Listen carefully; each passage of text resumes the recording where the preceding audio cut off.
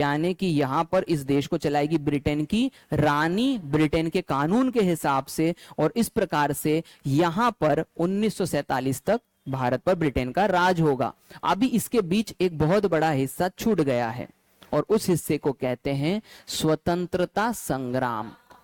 स्वतंत्रता संग्राम अपने आप में,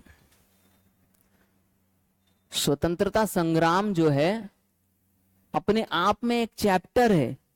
ये यहां से सबसे ज्यादा डिटेलिंग के क्वेश्चन आते हैं आधुनिक भारत में।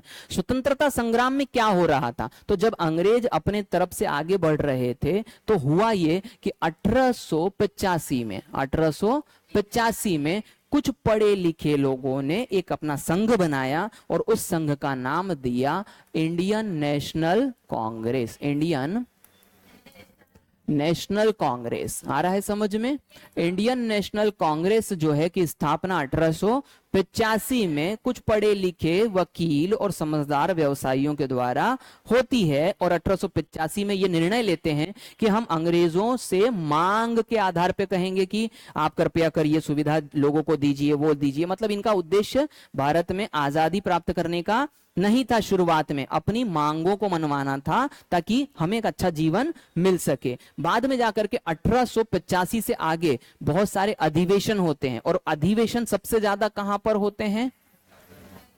कलकत्ता में होते हैं। कहां पर होते हैं? कलकत्ता, यानी कि बंगाल में होते हैं। कलकत्ता जो है वो राष्ट्रवाद का क्या हो जाता है? गढ़ हो जाता है। सबसे ज्यादा लोग वहीं पर बातें करते हैं स्वतंत्रता की और ये सब चीजों की, वो अंग्रेजों को दिख रहा होता है। तो बंगाल जो है वो पूरी तरीके से, अब अपन इसको ऐसे समझते हैं कि फिर से एक छोटा सा मैप बनाएंगे तो अपने को चीजें डिटेल में समझ में आ पाएगी। ठीक है, अब ये आज का है, ये यहां पर कौन सा है? पश्चिम बंगाल। सही बात है कि नहीं? और ये क्षेत्र कौन सा है?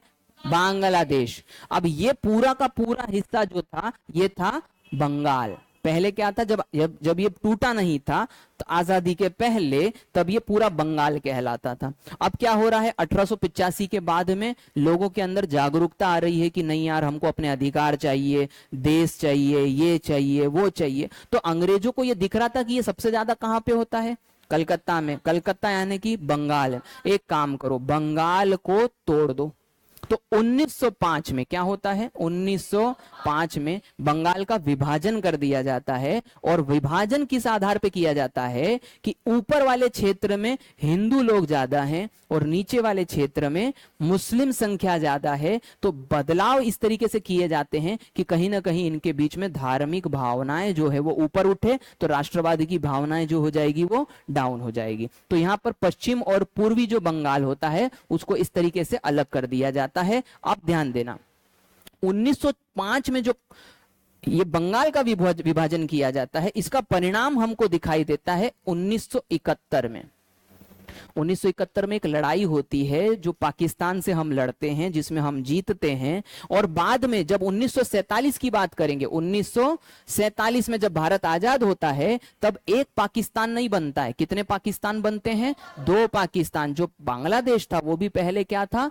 पाकिस्तान ही था। 1971 में वहां पर कुछ विद्रोह होता है जिसमें भारत उनकी मदद करता है इस आधार पे, क्योंकि वहां पर बहुत सारे लोगों के साथ अत्याचार हो रहा था, जिसमें भारत दखल देता है और इस क्षेत्र को आजाद करवाता है। तो ये पाकिस्तान ए और पाकिस्तान बी था, इसको आजाद करवा करके यहां पर नाम दिया जाता है बांग्लादेश। आ रहा है समझ में? तो यहां से उसकी इतिहास की बात यहां से बनी थी। 1906 से लेके 1908 तक भारत में आंदोलन शुरू होते हैं। किसके लिए? बंगाल विभाजन विरोधी आंदोलन। क्या कहेंगे उसको? बोल के बताओ। बंगाल विभाजन विरोधी आंदोलन। विभाजन विरोधी आंदोलन। अब ध्यान देना कि इसमें जो है एक व्यक्ति का मैं नाम ले रहा हूं जिनका नाम है बाल गंगाधर तिलक। 1885 में जब भारत में नेशनल कांग्रेस की, इंडियन नेशनल कांग्रेस की स्थापना हुई थी, तो वहां पर सारे के सारे लोग कैसे थे? पोलाइट, पढ़े लिखे, अंग्रेजी में बात करते थे, अंग्रेजों से निवेदन प्रतिवेदन करते थे। धीरे धीरे जब ये सभा आगे बढ़ी तो इसमें एक आदमी आया, जो कि बहुत मतलब खूंखार टाइप का था अंग्रेजों के लिए, एकदम कड़क बातें करता था, उनका नाम था बाल गंगाधर तिलक। वो एक ही चीज कहते थे, स्वतंत्रता मेरा जन्म सिद्ध अधिकार है और मैं इसे लेकर ही रहूंगा। तो यहाँ पर जो है ये कहीं ना कहीं एक बहुत बड़े लीडर बनते चले जाते हैं, लोग इनकी सभाओं में से झुंड में आते हैं सुनने के लिए कि तिलक साहब क्या बोलेंगे आज। वैसे ही 1906 से 1908 के बीच में एक सभा होती है, जैसे 1907, जिसे सूरत अधिवेशन कहते हैं। क्या कहते हैं? कौन सा अधिवेशन? सूरत अधिवेशन इसका नाम होता है, सूरत अधिवेशन होता है। और अंग्रेज कुछ मौका ढूंढ रहे होते हैं, क्योंकि तिलक बहुत बड़े नेता हो चुके हैं और अंग्रेज मौका ढूंढ रहे हैं कि कहीं ना कहीं तिलक को रास्ते से हटा दिया जाए, वरना ये हमारे लिए मुश्किल करेगा। तो 1907 में सूरत अधिवेशन में क्या होता है, सभा होती है और यहां पर कांग्रेस जो है वो दो भागों में बंटती है, जिसको नरम दल और गरम दल कहा जाता है। और ये जो नरम दल और गरम दल है ये आपस में लड़ लेते हैं सूरत अधिवेशन में, जिसमें 5-7 कुर्सियों की टांग टूट जाती है। आ रहा है कि नहीं समझ में? अंग्रेजों को इसका बहुत दुख होता है और उसका जिम्मेदार वो मानते हैं किसको?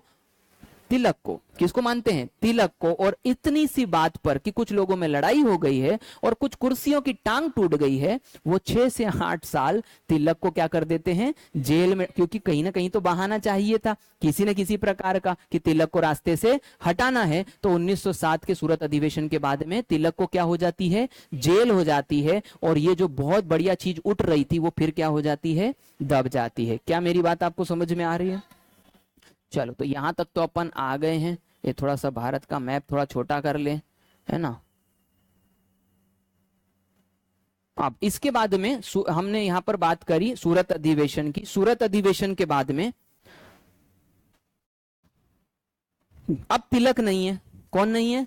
तिलक नहीं है। कोई बड़ा लीडर नहीं है, तो बड़ा लीडर नहीं है तो कोई लड़ाई नहीं लड़ने वाला है। तो अब अगली जो लड़ाई शुरू होगी वो शुरू होगी यहां पर 1916 और 1917 में। 1916-1917 में एनी बेसेंट करके एक महिला होती है जो कि तिलक को मनाती है फिर से कि आप आइए भारत के लिए कुछ करते हैं। और एक होम रूल की शुरुआत होती है। होम रूल आंदोलन की क्या होती है? शुरुआत होती है। और ये आंदोलन ज्यादा सफल नहीं हो पाता क्योंकि तिलक साहब की उम्र बहुत ज्यादा हो चुकी होती है, वे ज्यादा जगहों पर जा नहीं पा रहे होते हैं।